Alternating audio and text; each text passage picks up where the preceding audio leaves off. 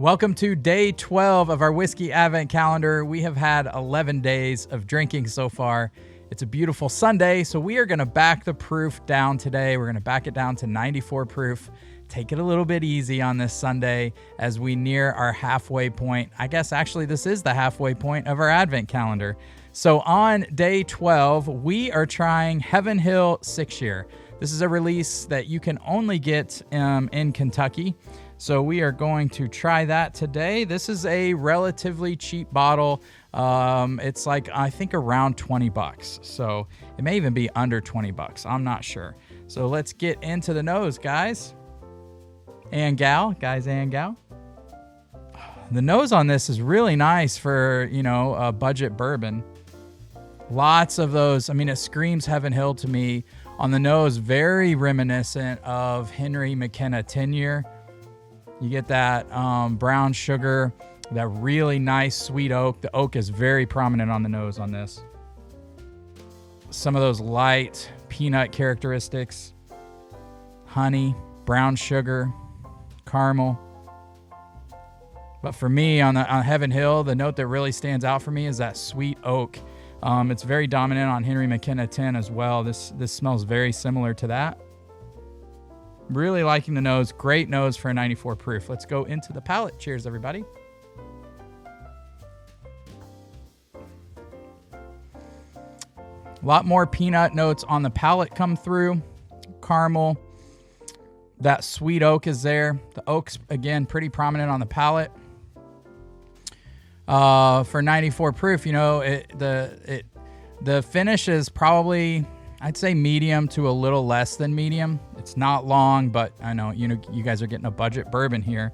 But this is one that's only available in Kentucky. So I thought it'd be cool to throw it in the calendar for those of you that aren't able to get it. In case you do get down to Louisville or Kentucky where you see one of these, you should pick one up just for the price alone. So, all right, second sip here.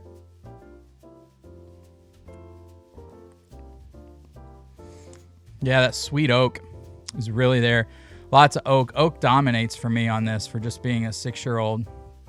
But it's that almost like it almost goes into that like dank wood on the palate. It's just a hint of it, which a lot of times in whiskeys for a lot of tasters is known as a flaw.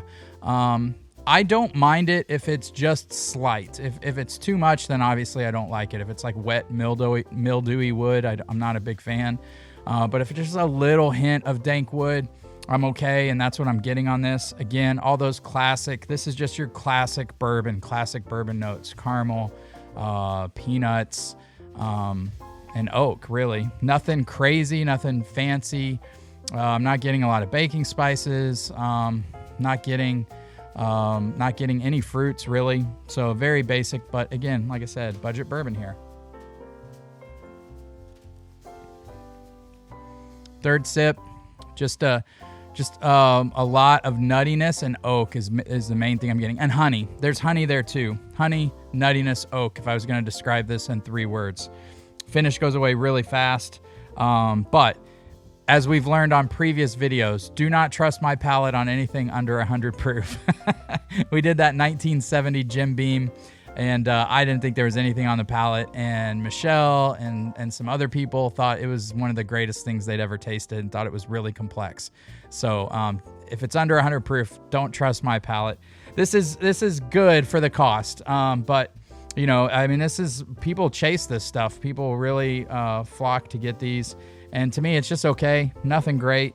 If I never had it again, I'd be fine. But if I'm in Kentucky and I see them, I'll grab a couple just because of the value. So, all right, guys, hope you enjoyed day 12.